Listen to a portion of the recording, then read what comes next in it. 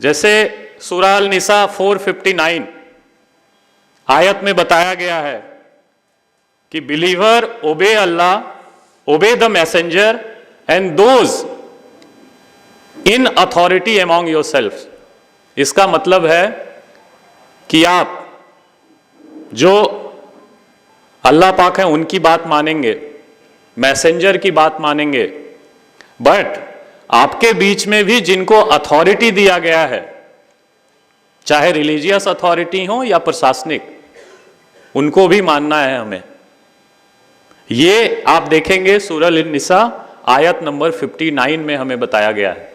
I am sure आप लोग इससे ज्यादा आप बता सकते हैं कि उसका सही मीनिंग क्या है, बट जो मुझे समझ आता उसमें यही है कि हमें बहुत ही क्लियरली बताया गया है कि कायदा सुव्यवस्था, अथॉरिटी, क्योंकि ये समाज में गरीब लोगों के लिए बनाई गई है, सब मासेस के लिए बनाई गई है, तो इनका हमें पालन करना है, इज्जत करनी है। उसी के साथ सूरह अल बकरा में भी आयत नंबर 205, इसमें भी आप देखेंगे तो लिखा हुआ and Allah does not like corruption and disorder, जिसको कि हम फसाद बोलते हैं। इसमें भी आप देखेंगे आयत नंबर 205 में भी हमें बताया गया है कि डिसऑर्डरलीनेस, जिसको बोलते हैं फसाद, अराजकता, ये नहीं करनी है हमें। जो ऑर्डर बनाया गया है, जो सिस्टम बनाया गया है, रिलीजियस सिस्टम है, कुछ हमारा दीन का है, कुछ दुनियादारी का सिस्टम है, तो दोनों सिस्टम में हमें कैसे पालन करना है ताकि अमन, शांति और एक ऑर्डरलीनेस बना रहे। हमारा काम क्या है? लॉ एंड ऑर्डर, यही वर्ड है वो, ऑर्डर। ऑर्डर का उल्टा क्या है? फसाद। तो इसको क्लियरली मना किया गया है, बट हम लोग किस हद तक मानते हैं ये आप डिसाइड करिए।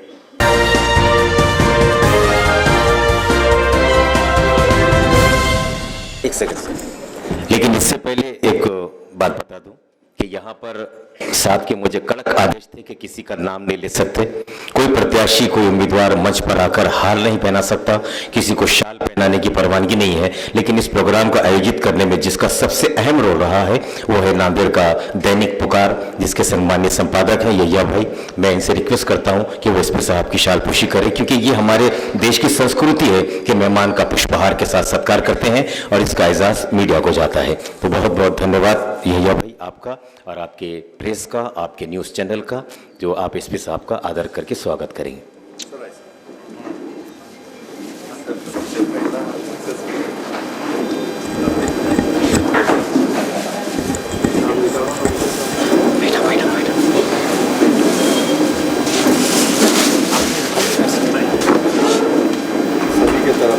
ये सब आप पूरे इतवारा सर्कल की ओर से, आप जितने लोग बैठे हैं सबकी ओर से ये हार है।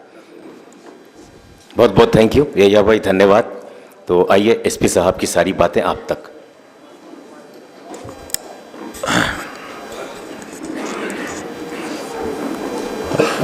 बहुत बहुत शुक्रिया और धन्यवाद कि आपने एक शॉर्ट नोटिस पर, और जो आपका अभी पहले से ही बिजी शेड्यूल है, आज हमारे काफ़ी कैंडिडेट्स, नाम निर्देशन, नॉमिनेशन का डेट था और उसके बीच में हमने आपको अलग से तकलीफ दी, और तब भी आप लोग इतनी अच्छा रिस्पांस देके, इतने अच्छे संख्या में, इतने अच्छे नंबर्स में यहाँ आए, इसके लिए हमारे सारे कैंडिडेट्स, आजी माजी, भाभी और जो हमारे यूथ, तरुण मंडली, जो आप लोगों ने बहुत अच्छा रिस्पांस दिया है और पुलिस के कॉल पे आप लोग आए, उसके लिए बहुत बहुत पहले तो धन्यवाद।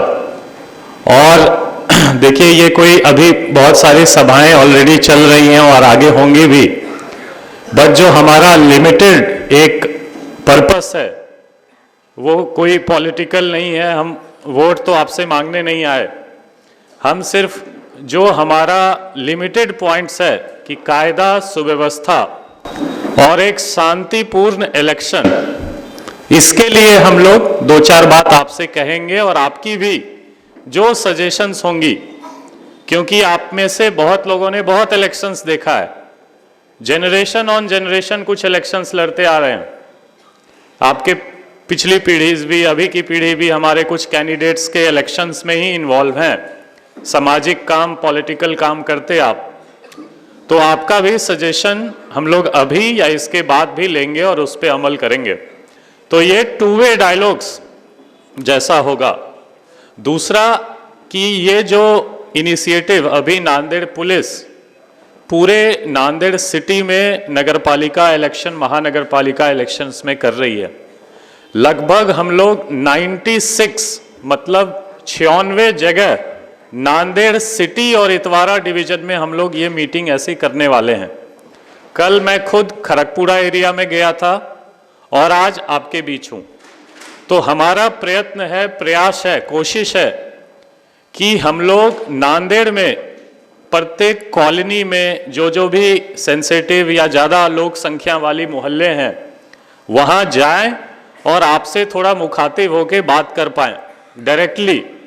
ऐसे क्या हमारे बीट मार्शल आते, हमारे कुछ स्टाफ आते जिनसे आप लोग टच में रहते हैं, बट आपसे डायरेक्टली आके देखिए, इलेक्शन है और 15-16 को इलेक्शन खत्म भी हो जाएंगे, बट हमारा आपका रिश्ता, प्रशासन का और आपका रिश्ता आगे बहुत दिनों तक चलने वाला है, चलता ही रहेगा।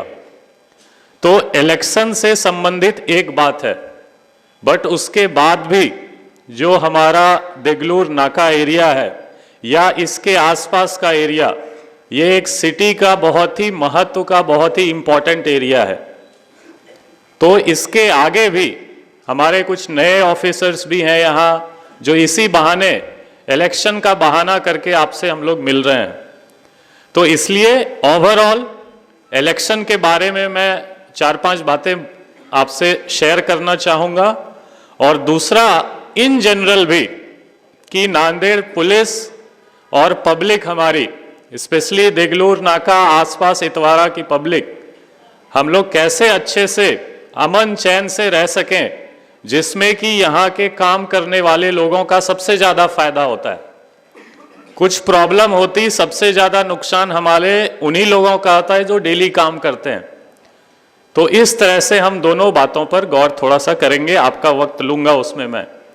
तो पहले मैं इलेक्शन के बारे में बात कर लेता हूं। इलेक्शन में देखिए अलग अलग ग्रुप्स होते हैं।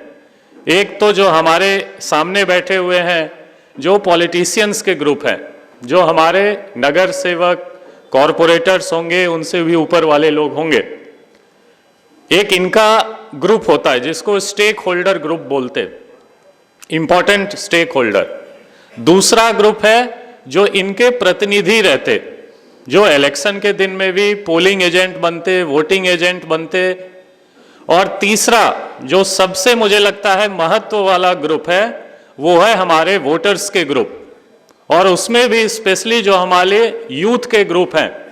17-18 के बाद ये पहली बार लोकल इलेक्शन हो रहे, काफी वर्षों बाद, तो कई तो फर्स्ट टाइम वोटर्स हैं, तो उनका भी एक ग्रुप बहुत ही महत्व वाला ग्रुप है। तो ये अलग अलग 3 ग्रुप हो गए। और एक हमारा प्रशासन का ग्रुप, जिसमें पुलिस प्रशासन है, आरओ जो रिटर्निंग ऑफिसर बोलते, जो इलेक्शन करवाते हैं, जिसमें कि महसूल और नगरपालिका के लोग रहते। तो ऐसा 4-5 अलग अलग ग्रुप है, और हम चारों पांचों की बहुत ही महत्व की, बहुत ही इंपॉर्टेंट भूमिका है इसमें सबकी। जो कैंडिडेट्स हैं उनके लिए जो गाइडलाइंस हैं, मैं वो भी दोहराना चाहूंगा। कुछ तो हमारे डीवाईएसपी सिंधे साहब ने आपको ऑलरेडी बताया। उसमें क्या है कि अभी नॉमिनेशन करते टाइम, आज तो नॉमिनेशन का आखिरी दिन था, खत्म हुआ। अब इसके आगे क्या है, कल छाननी का दिवस जिसको बोलते, चाचनी जिसमें करते हम लोग, कौन 1-2 फॉर्म रिजेक्ट होंगे, कौन सेलेक्ट होंगे, इसका डे रहता है। तो इसमें भी जो आप उर्दू घर जाएंगे या कापूस केंद्र, जो भी आरओ ऑफिस है, कैंडिडेट्स जाएंगे, उनके साथ के फक्त ओनली 2 या केवल 2 प्रतिनिधि जाते हैं। आज आपने देखा होगा, हमने पूछ के लोगों को भेजा, तब भी बहुत गर्दी थी अंदर, आरओ ऑफिस में आपको बहुत टाइम लगा। बट कल जो ये सिलेक्शन रिजेक्शन फॉर्म्स का होगा, कुछ लोगों के फॉर्म्स चूक की वजह से, उसमें तफावत की वजह से रिजेक्ट भी होंगे। तो उसमें भी हमें कम संख्या में वहां जाना है।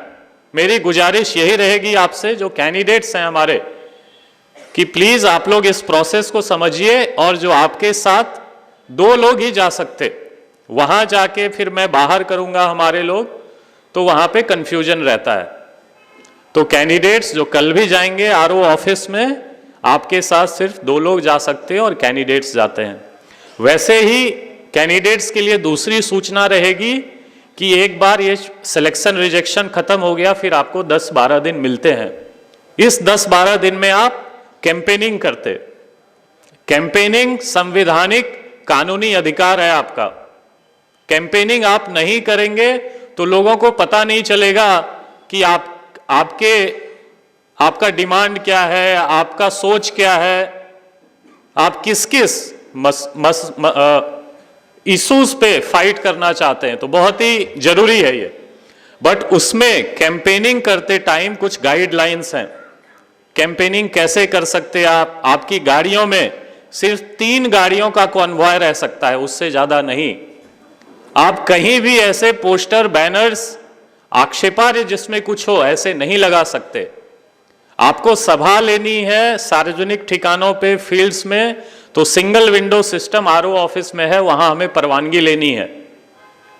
तो ये कैंपेनिंग के दिन का जो गाइडलाइंस है, मैं गुजारिश करूंगा कि उनको थोड़ा सा क्लैरिटी ले लीजिए हमारे पुलिस स्टेशन से या आरओ ऑफिस से। आपको वो गाइडलाइंस दे सकते हैं कि एकदम पॉइंट वाइज हमें क्या क्या करना है। तो अननेसेसरली आपका और हमारा जो कन्फ्रंटेशन होगा, या आरओ ऑफिस कोई तकरार करेगा, आपके ही कैंडिडेट दूसरे कैंडिडेट पे तकरार करेंगे, इन सब से हम बचेंगे और आपका पूरा का पूरा टाइम कैंपेनिंग पे अच्छे से जा सकता है। तो कैंपेनिंग के टाइम जो हमें 10-12 दिन मिलेंगे, उसमें कुछ बातों का अच्छे से ख्याल रखना है कि सभा कैसे लेनी है, सभा जो आप ले रहे हैं या जो मोर्चा निकाल रहे हैं, उनका टाइमिंग आपको सिंगल विंडो सिस्टम में आरओ ऑफिस में परवानगी में लेना है। अदरवाइज क्या होगा, एक पक्ष निकालेगा, सेम पक्ष में उसी रूट उसी टाइमिंग में दूसरे पक्ष भी घुसने की कोशिश करेंगे, फिर आप दोनों झगड़ा करोगे। इसके लिए टाइमिंग, रूट, किस दिन करना है, किस जगह करना है, इनकी व्यवस्थित परवानगी लेकर करें। यह परवानगी आपको रोकने के लिए नहीं है। यह परवानगी का जो पूरा प्रोसेस है, यह ऐसे है कि आपकी जो नियोजन है वो शांतता पूर्वक अच्छे से हो जाए, उसमें आपका विरोधी पक्ष, आपके ही पक्ष के लोग प्रॉब्लम ना करें।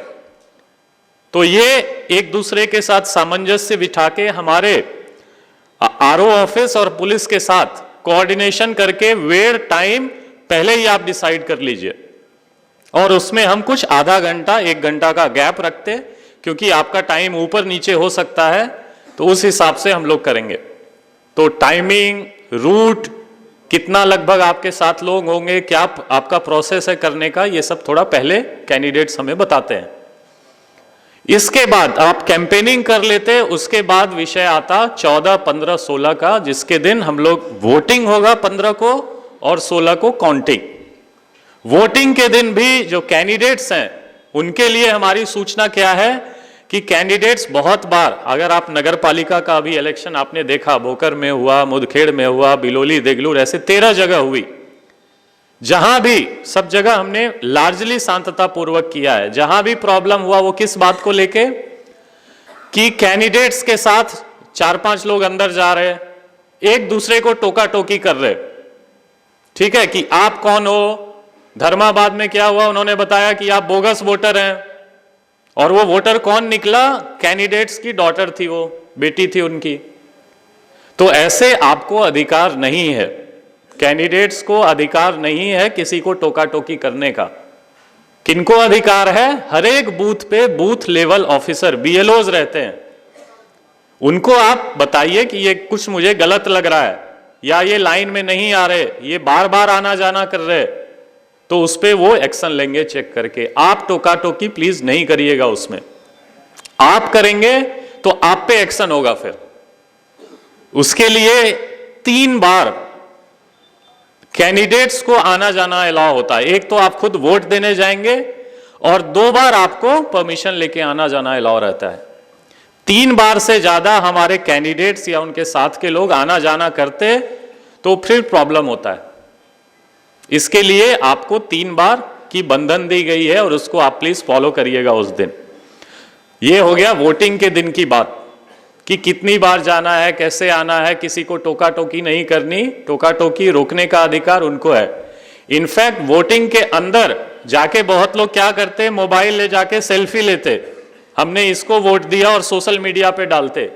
इसमें ऑफेंस है, ये आचार संहिता सेक्शंस हैं इसमें, इसका ऑफेंस है और आप पे गुने दाखिल होंगे। तो जो हमारे यूथ हैं, फर्स्ट टाइम वोटर्स हैं, उनके लिए सूचना है कि प्लीज ऐसा मत करो। वोटर्स बूथ के अंदर जाते टाइम हमें फोन वगैरह लेके नहीं जाना है, वहां वीडियोस ऑडियोज नहीं करने हैं, अदरवाइज गुने दाखिल होते उसके। तो अननेसेसरली आप अननोन अनअवेयरनेस में, इंटेंशन नहीं है आपका लेकिन आप पे फिर गुने बन सकते हैं, तो ऐसा नहीं करना है। सेम कैंडिडेट्स, तो ये बेसिक सूचना जो थी सेम कैंडिडेट्स के लिए। काउंटिंग के दिन भी, काउंटिंग के दिन कुछ प्रतिनिधि जाते और कैंडिडेट जाते काउंटिंग सेंटर पे। आप एक चीज ध्यान रखिए कि काउंटिंग सेंटर हमारा पॉलिटेक्निक कॉलेज में जो स्कूल है डिप्लोमा वाला, वहां पे होगा, जहां पे लोकसभा का भी काउंटिंग हुआ था। बट वहां पे अगर पूरे नांदेड़ के लोग जाएंगे, जिसमें कि 20 प्रभाग हैं और हर एक में 4-4 वार्ड मेंबर्स रहेंगे और उनके साथ उनके प्रतिनिधि जाएंगे, तो ऐसे 400-500 लोग हो जाएंगे जिनकी क्षमता वहां पे नहीं है। तो इसीलिए लिमिटेड लोग हम लोग अलाउ करते वहां। आचार संहिता का नियम रहता कैंडिडेट्स और उनके साथ जो पासेस बने हुए हैं काउंटिंग एजेंट्स, सिर्फ वही जाते अंदर, बाकी को हम बाहर छोड़ते, उनके साथ मोबाइल वगैरह अलाउ नहीं रहता है। तो जस्ट ये सब जो पुराने कैंडिडेट्स हैं उनको ये सब बातें पता हैं, बट नए लोगों के लिए मैंने ये बात बताई। तो ये तो हो गया जो कैंडिडेट्स और उनके प्रतिनिधि के लिए। वोटर्स के लिए मैं बताऊंगा अब जो मेन हमारा स्टेक होल्डर्स है, जो हमारा मेन हिस्सा है वो वोटर्स, उसमें भी जो फर्स्ट टाइम यूथ की हमारे ग्रुप हैं। देखिए ये इलेक्शन बहुत ही जोश खरोश वाला मुद्दा है, हम लोग अच्छे से करना ही है जोश में रह के, लेकिन कुछ ऐसा मत करो जिसमें कि आप गुने अपने ऊपर लेना, ऐसा काम हमें नहीं करना है। देखिए आज आपने देखा होगा, कैंडिडेट्स को ये अच्छा भी नहीं लगेगा लेकिन तब भी मैं बोलता हूं कि कौन कैंडिडेट किस पार्टी में है आज तक सुबह तक क्लियर नहीं था। लेकिन हमारे सपोर्टर्स अगर उस पार्टी पे, उस झंडे पे झगड़ने लगोगे आप, कल होके आपके ही लीडर इधर उधर हो जाएंगे। ठीक है, तो हम और आप झगड़ा करते बैठेंगे लेकिन ऊपर लीडर इधर से उधर चले जाएंगे। तो इसलिए जो यूथ ग्रुप है, जो हमारे तरुण मंडली है, प्लीज आप ये ध्यान दो कि इलेक्शन पॉजिटिव मुद्दे पे लड़ना है हमें, फिजिकली लड़ना नहीं है, फाइट नहीं करनी है। वैचारिक और सिद्धांतिक मुद्दों पे हमें फाइट करना है। जिनको आपको अच्छा लगता है आप बशर्ते उन्हें वोट दीजिए, अच्छे से वोट दीजिए, उनको सपोर्ट करिए, उनके साथ कैंपेनिंग में घूमिए, बट किसी के लिए आप अपने ऊपर गुने मत लो, अदरवाइज ये गुने का सिलसिला चलता रहता है। आपका कोर्ट कचहरी का चक्कर, पुलिस स्टेशन का चक्कर ये चलता रहेगा, फिर हम और आप आमने सामने रहते हैं। फिर इनफैक्ट आपके बहुत कैंडिडेट्स भी मदद नहीं कर पाएंगे, आपकी फैमिली रहेगी आपके साथ और आप रहेंगे, तीसरा कोई नहीं रहेगा। हमारे स्टाफ भी बोलेंगे हम आपकी मदद कर देंगे, कोई नहीं कर पाएगा मदद। एक बार रिकॉर्ड पे गुने आते हैं तो ऑनलाइन आजकल दिखता रहता है, प्राइवेट जॉब हो गवर्नमेंट जॉब में हो, सब में हमें प्रॉब्लम होती है, हम ही देते कैरेक्टर सर्टिफिकेट उनका भी। तो जो यूथ ग्रुप है आप अपनी लिमिट प्लीज जरूर देखिएगा। जो पेरेंट्स भी हैं यहां पे, आप अपने बच्चों पे जरूर ख्याल रखिए, उनको पाबंद करिए कि किसी भी पार्टी के लिए, किसी भी झंडे के लिए, किसी भी वार्ड के लिए किस हद तक जाना है हमें, ये एक देखना पड़ेगा। सबसे बड़ी जवाबदारी हमारे खुद के, पहले खुद के लिए होता, फिर परिवार के लिए है, फिर पार्टी और समाज के लिए बात आती। तो मैं जो हमारे एकदम दिल से ये बात बोल रहा, मैं एज एन ऑफिसर नहीं बोल रहा आपको, क्योंकि हमारे कुछ एज ग्रुप के लोग हैं पीछे, तो उनको मैं बता रहा कि प्लीज इस बात का थोड़ा सा ध्यान रखिए कि किस हद तक हमें इस इलेक्शन प्रोसेस में आगे जाके करना है काम। तो आप बिल्कुल कैंपेनिंग में रहिए साथ में, बट झगड़ा फसाद करेंगे तो लास्ट में ये पुलिस प्रशासन, आप और प्रशासन का विषय रहता है। तो ये हमारे जो नॉर्मल वोटर्स हैं उनके लिए हमारी गुजारिश और हमारी सूचना थी कि कैंपेनिंग का विषय हो, वोटिंग के दिन का विषय। वोटिंग के दिन में देखते सब 4 बजे के बाद आते हैं, 5:30 टाइमिंग है, उसके बाद अगर आपने टोकन नहीं लिया है तो वोट नहीं दे सकते। टोकन ले लिया है तो अंदर हम 12 बजे तक भी वोटिंग करवाएंगे, कोई प्रॉब्लम नहीं है, हमारी जवाबदारी है, एक बार आप अंदर आ गए तो। लेकिन उस दिन 4 बजे ही निकल के आना या फिर वोट बूथ के बाहर आके, एक तो देखिए महानगर पालिका और नॉर्मल इलेक्शन में डिफरेंस बहुत क्लियर है। महानगर पालिका बहुत ही कंजेस्टेड इलेक्शन होने वाला है। एक छोटी सी सिटी में हमारे 5 लाख के आसपास वोटर हैं, 600 बूथ हैं, लगभग 200 इमारत हैं जिसके अंदर वोटिंग होनी है उस दिन। और ये नांदेड़ जैसे एक छोटे जगह पे होने वाला है, कोई बहुत बड़ा एरिया नहीं है, मुंबई नहीं है ये, या पुणे नागपुर नहीं है। इसमें ही हमें लगभग 5 लाख वोटर्स रहने हैं।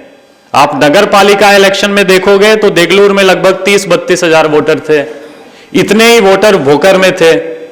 यहां पे 30-32 तो एक प्रभाग में मिल जाएंगे आपको, टोटल 5 लाख वोटर्स हैं। तो बहुत ही कंजेस्टेड, बहुत ही फाइट वाला इलेक्शन होता है ये महानगर पालिका। इसमें अगर आप लोग पुलिस के साथ समन्वय नहीं रखेंगे, प्रशासन के साथ समन्वय नहीं रखेंगे, कैंडिडेट्स भी प्लीज थोड़ा सा ध्यान देंगे इस बात को कि आप किस अपने जो सभाएं लेंगे, आप किस हद तक आप टेम्पो को हाई करते हैं। ठीक है, आप सभाएं लेते हैं, बातें बताते हो आप, तो ऑब्वियसली आपको एक टेम्पो रखना पड़ता है, बट किस हद तक आप लेके जाएंगे ये भी आप प्लीज ध्यान रखिए। ऐसा नहीं कि किसी भी समाज के खिलाफ, किसी भी धर्म के खिलाफ, किसी दूसरी पार्टी के खिलाफ भी हमें उस हद तक नहीं जाना है जिसमें कि प्रॉब्लम हो। देगलूर नाका और इतवारा हमें बोला जाता है कि ये सेंसिटिव एरिया है। ये जो एक तरह से इल्जाम है, एक जो एलिगेशन है, ये प्लीज इस बार हम लोग हटाने की कोशिश करें कि देगलूर नाका या इतवारा पुलिस स्टेशन सेंसिटिव है। ये इल्जाम जो है हमें धीरे धीरे हटाना है, ऐसी मेरी कोशिश है। आपसे गुजारिश यही है, इस दिन हम लोग बंदोबस्त भी यहां ज्यादा रखेंगे, बट ये लास्ट में जवाबदारी हमारे लोगों की ही है कि किस लेवल पे या किस ठप्पे के साथ हम रहना चाहते हैं। जो पहले हुआ पिछले 2-3 साल में, ऐसा एक भी प्रॉब्लम मुझे इस एरिया से तो नहीं मिला है। मैं एडिशनल एसपी था, उसके बाद एसपी भी हूं, तो इस एरिया से जो बताया जाता मुझे आज तक दिखा नहीं है। और मैं आशा करता हूं कि आगे भी जो अभी इलेक्शंस आएंगे या उसके आगे भी जो इल्जाम रहता कि ये सेंसिटिव एरिया है, मिक्स कम्युनिटी है, यहां पे गाड़ीपुरा हो, वहां भी हम सभाएं लेंगे, वहां भी यही बात बताएंगे। तो प्लीज हम लोग सब लोग देखिए 16 के बाद साथ में ही रहने वाले हैं, और इतवारा देगलूर नाका के आसपास दूसरे धर्म के साथ झगड़ा नहीं होगा। हमारे मुस्लिम भाई एक दूसरे से झगड़ा करेंगे, एक पार्टी वाले दूसरी पार्टी से इल्जाम लगाएंगे। तो ऐसी जो संभावनाएं हमें बताई जा रही हैं, ऐसी शक्यता, ये हमें न्यूट्रलाइज करना है। इस बार हमें इस एरिया में दिखाना है कि हम लोग इतनी पॉपुलेशन, इतने हायर वोटिंग परसेंटेज में भी अच्छे से इलेक्शन कर सकते हैं, कोऑर्डिनेशन रख के, चाहे अलग अलग पार्टीज हों। 16 के बाद आप लोग एक गली में रहेंगे, इतवारा पुलिस स्टेशन वहीं रहेगा, एक साथ में आप लोग बैठेंगे, चाय पिएंगे, बट 16 तक ऐसा माहौल नहीं कर देना है कि कुछ अलग ही हो रहा है। ये एक नॉर्मल सा इलेक्शन ही है जिसमें कि कोई एकदम बहुत ज्यादा आसमान जमीन नहीं हो रहा। At the end of the day ये हमें ध्यान रखना है। हम लोग सब साथ में ही 16 के बाद रहने वाले हैं। कुछ लोग इसमें जो अच्छा कैंपेनिंग करेंगे, अच्छे काम करते आए हैं, वो जीतेंगे और कुछ लोग हारेंगे। जीतने वाले का परसेंट 10% रहेगा, 90% लोग हारेंगे। ठीक बात है। नेक्स्ट इलेक्शंस है, विधानसभा, लोकसभा, फिर से लोकल इलेक्शंस आएंगे। ये कोई जैसे बोलते कयामत की दिन नहीं है या कोई वर्ल्ड खत्म नहीं हो रहा।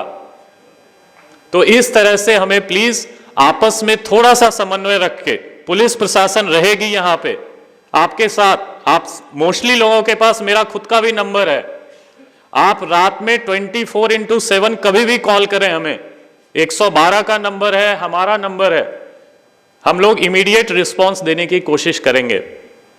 बट जो लास्ट में जवाबदारी हम दोनों की इक्वल है, आपकी इनफैक्ट ज्यादा है। अदरवाइज आप देखोगे तो हर एक बूथ पे ऑफिसर देना, आरसीपी प्लाटून लगाना संभव नहीं है। पुलिस क्या करती, कुछ प्रॉब्लम होता हम हार्ड वे में जाते, फिर सब पे ऑफेंस दाखिल करो, सबको अंदर करो, सबको उठाओ। बट इससे परेशानी कोई श्रीमंत को नहीं होता, परेशानी होती जो बेचारे दिन में काम करते, शाम में फिर खाना खाते, जो दिन दिहाड़ी काम करते हैं, जो हाथ गाड़ी वाले लोग हैं, ऑटो चलाने वाले लोग हैं, दुकान में काम करने वाले लोग हैं। हमारा और आपका झगड़ा झंझट का नुकसान सबसे ज्यादा उनको होता। तो इस हिसाब से हम लोग, एक लास्ट गुजारिश वही है कि इलेक्शन का प्रोसेस बहुत ही वेल डिफाइंड है, कोई कंफ्यूजन इसमें बहुत ज्यादा नहीं है। और कुछ ना कुछ प्रॉब्लम होने की शक्यता रहती है, होगी भी। एक दो ठिकान पे ईवीएम बंद हो जाएगा, एक दो सही में बदमाशी करेंगे, बूथ पे आके जो हार रहे हैं वो बदमाशी करेंगे। बट ये हमारी जवाबदारी है कि उनको अच्छे से टैकल करने का, इमीडिएटली समन्वय रख के टैकल करने का। सब लोग जान पहचान वाले लोग हैं जो सामने बैठे हैं, मैं उनको जानता हूं, सबसे अच्छे ताल्लुक हैं पुलिस डिपार्टमेंट के, अभी तो ऐसा हमें लगता है।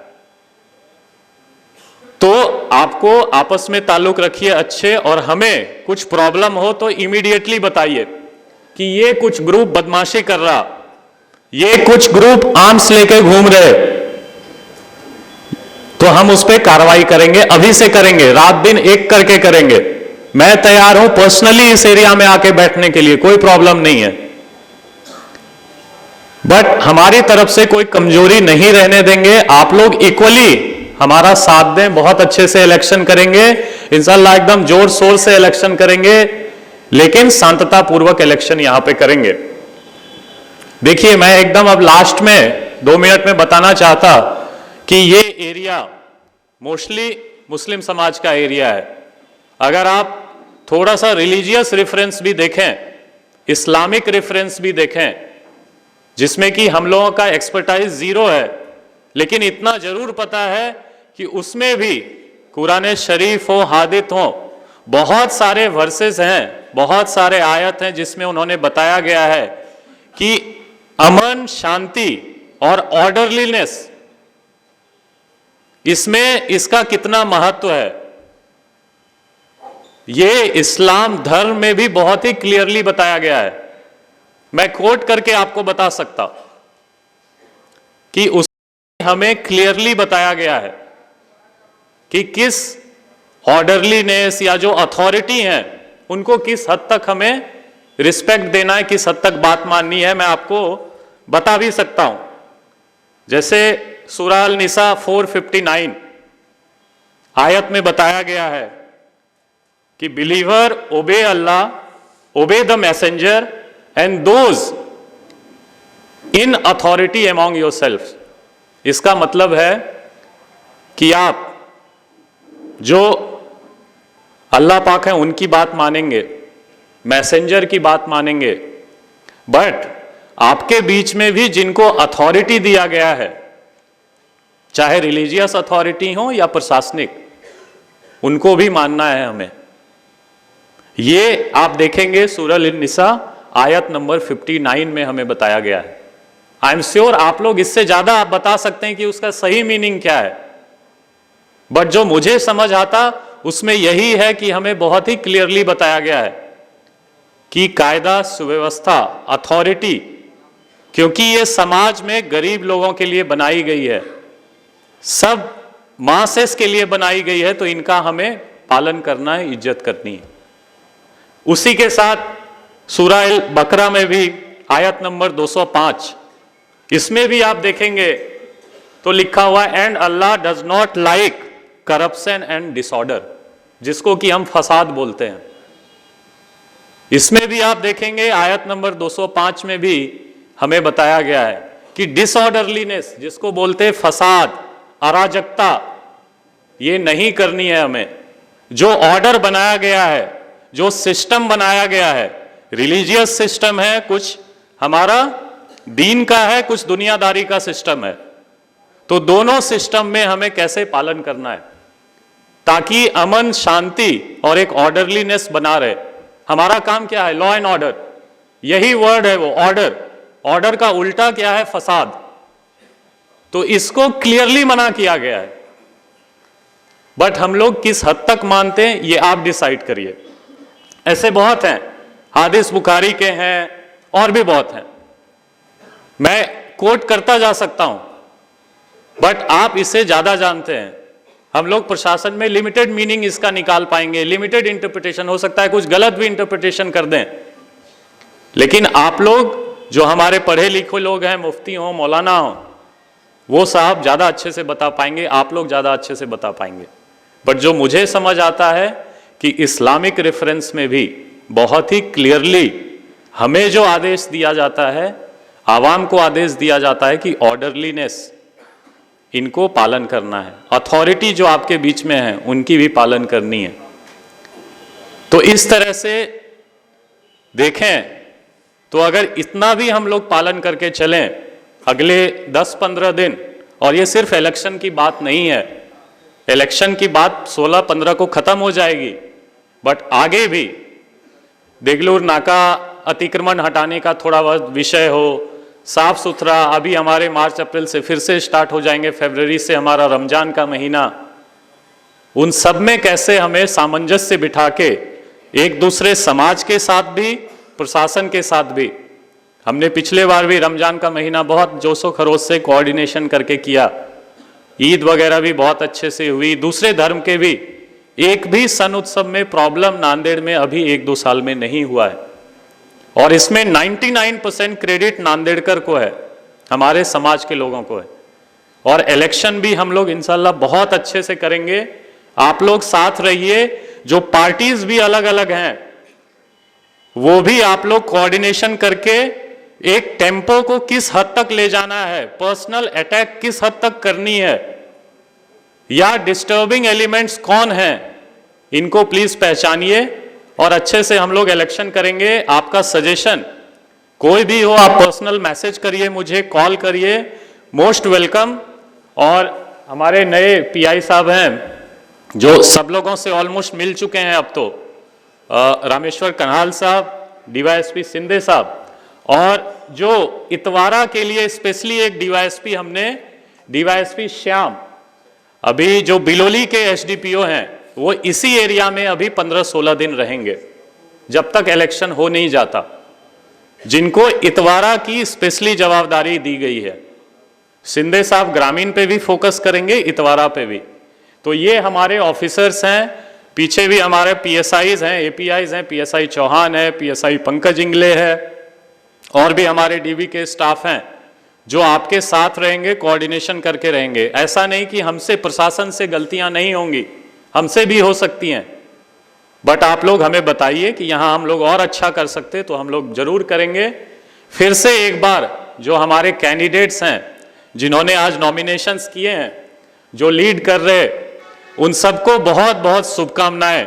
बहुत अच्छे से इलेक्शन करिए और आप लोग सब लोग जीते, मैं तो यही मनाऊंगा इरिस्पेक्टिव ऑफ पार्टीज, बट कुछ लोग जीतेंगे, कुछ लोग हारेंगे, ये चलता रहेगा सिलसिला, कोई नया नहीं है और फाइनल भी नहीं है। बोलते इंग्लिश में success is not final, failure is not fatal. कोई भी सक्सेस आखिरी नहीं है और कोई भी फेलियर ये हमेशा के लिए नहीं है।